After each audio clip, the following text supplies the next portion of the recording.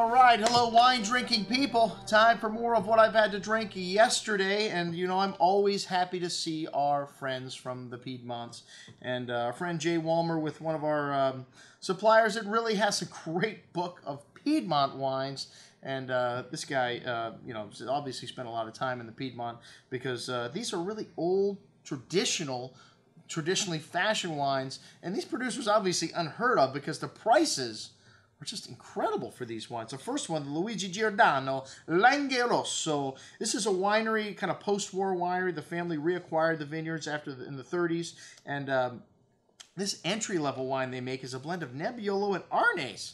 It's an old field blend, something they used to do a long time ago, and you don't see very often anymore, but this wine just had an incredibly beautiful nose. This red cherry, cranberry-like fruit, red rose petal floral notes, oriental spice, a really delicious and drinkable Nebbiolo, sour cherry, pretty floral notes, really lovely bright acidity in this wine, some fine tannins here, but this wine more of a light and refreshing style of Nebbiolo, lovely entry-level Piedmont, a little bit of sweet balsamic showing there as well, and put this wine in the fridge for an hour before serving. Delicious at under $20 a bottle. What a great introduction to the Piedmont. Cantina del Glicine, Barbaresco Asili, and this is a small producer from the Eve, which dates back to the 16th century, 1510. Wow, man, that's even old for this region. And tiny estate. They've got vineyards in the townships of Carrara, Mascareno, and they're pretty much scattered, which is what the name refers to, Vigna Sparse, and two different terrains. And this is what gives the wine a little complexity. Only 9,000 bottles produced, and a classic bouquet here. Exotic spices, dried floral notes, red cherry, liqueur-like fruit.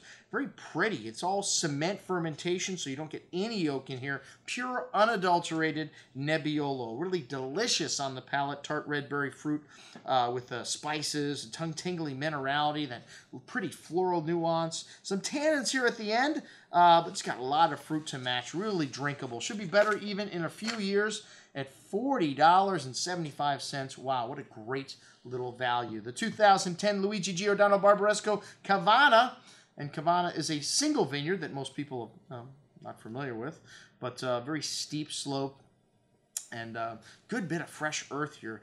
Truffle-like notes on the nose, dried flowers, incense, spices. Very complex with a lovely red cherry fruit base to all this. Very pure Barbaresco here with juicy red cherry fruit, tangy acidity, an array of spices, truffle, red licorice. Really long tannic finish, but has lovely balance. This wine needs a little ossobuco or a truffle risotto and exudes the pure essence of the Piedmont's most excellent juice at $40.75 again. God, I just get so excited when I taste wines like this. And then the Barbaresco Asili, one of the most famous vineyards in Barbaresco. This is a wonderful wine, 2010, a classic vintage. You don't want to run to the Wine Watch to come and get these wines. We'll have them all in by the time this email comes out.